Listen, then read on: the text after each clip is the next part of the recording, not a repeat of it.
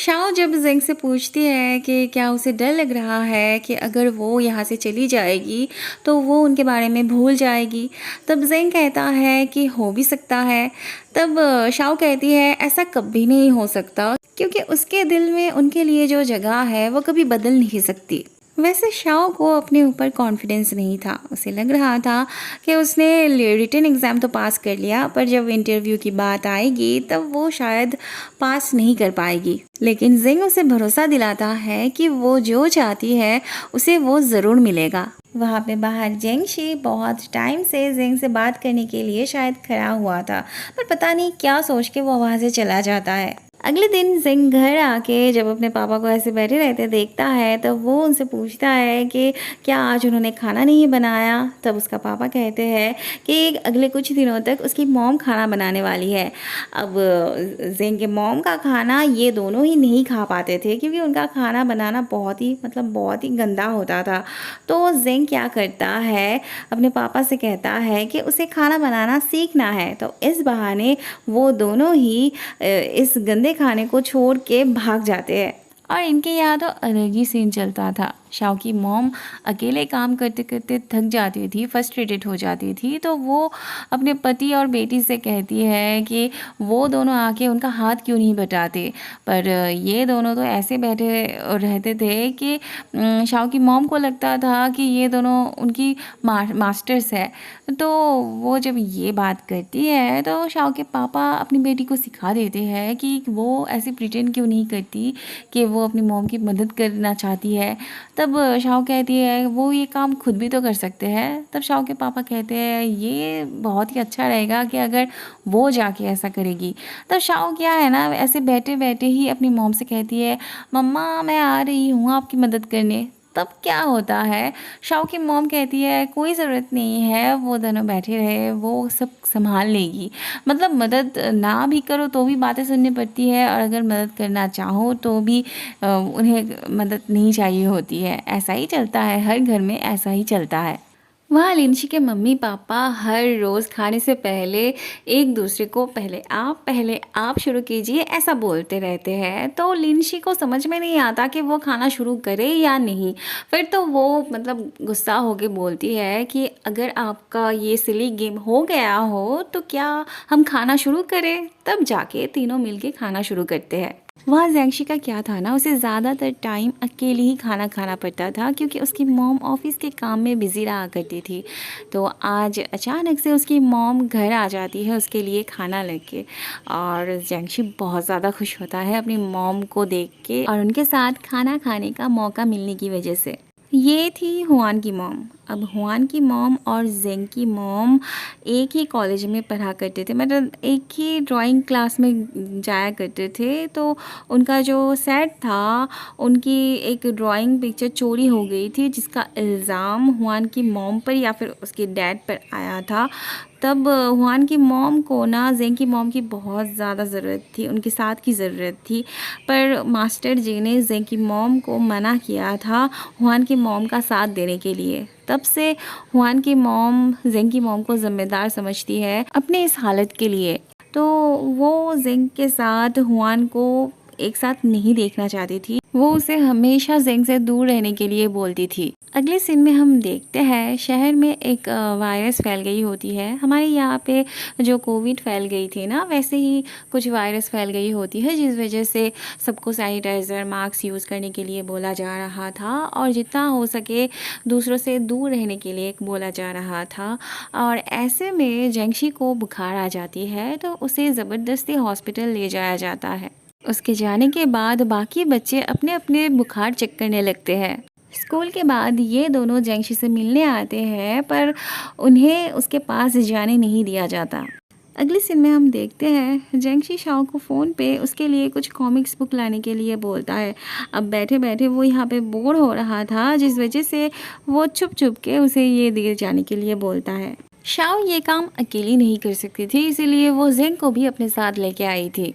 दोनों यहाँ आए तो थे चुपके से ज़ेंगशी को कॉमिक्स बुक देने, पर गार्ड उन्हें देख ही लेते हैं और फिर उन्हें पकड़ने के लिए दौड़ते हैं। फिर दोनों भागते भागते यहाँ आ जाते हैं।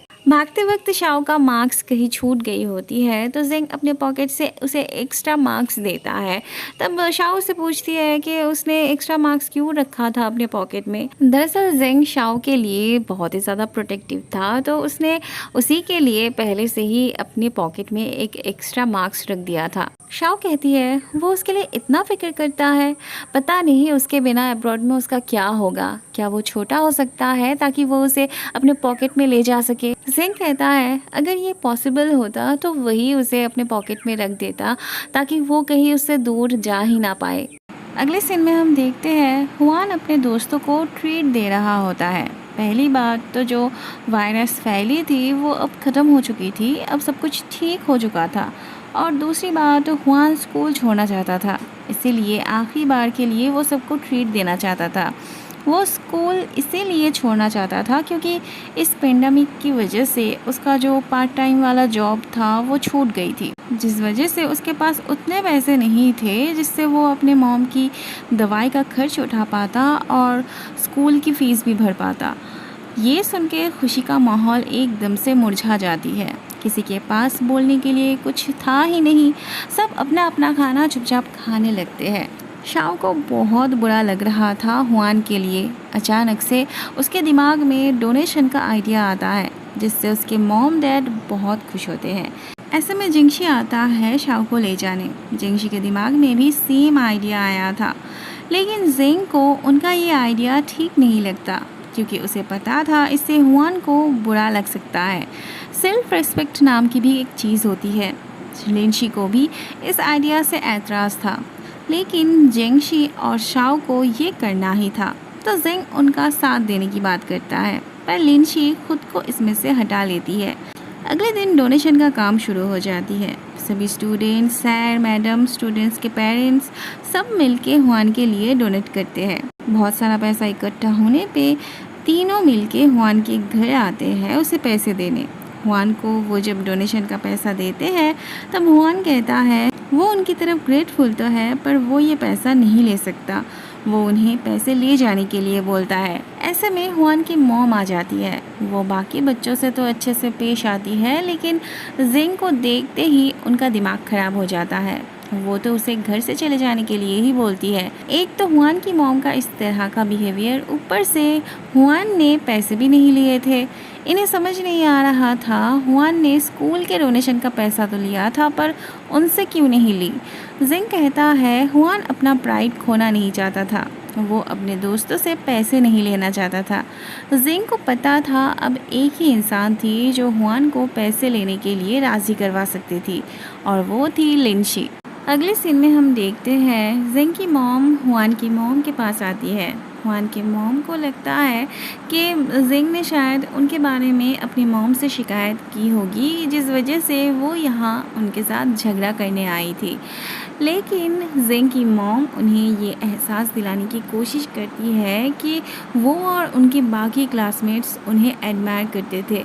वो उनके और हुआन के लिए बहुत ही ज़्यादा बुरा फील करती थी। जिंग की मॉम हुआन के मॉम का बनाया हुआ एक ड्राइंग दिखा के कहती है उनके सर को भी उन पे नाज था, वो पहले की तरह क्यों नहीं हो जाती, सब कुछ भुला के अपने अंदर कॉन्फिडेंस क्यों नहीं ला पाती। हुआन की मॉम तब कुछ नहीं बोल पाती, बस अपनी बनाई हुई ड्राइंग की तरफ देखती रहती है। वह लिनशी हुआन को डोनेशन का पैसा देने आई थी। हुआन का ईगो हर्ट ना हो इसीलिए सभी दोस्तों ने अपना डोनेट किया हुआ पैसा वापस ले लिया था। हुआन तो तब भी पैसे नहीं ले रहा था, लेकिन लिनशी जब कहती है कि वो उसे स्कूल में जाते हुए देखना चाहती है, तब जाके हुआन वो पैसे एक्सेप्ट करता है। अगले दिन स्कूल में लैंग्वेज टीचर जिंगशी को पकड़ के डांटते हैं। उनका ये हर रोज़ का काम था। जिंगशी उन्हें पसंद नहीं करता था और सर भी उसे ही पकड़ पकड़ के डांटते थे।